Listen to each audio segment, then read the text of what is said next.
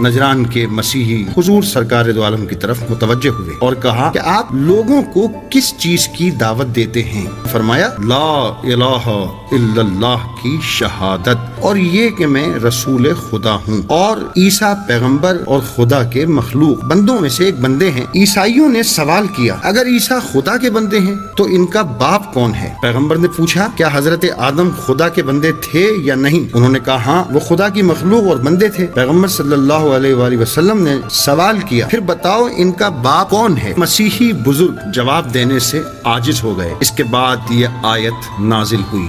अऊज़ु बिल्लाहि मिनश शैतानिर रजीम।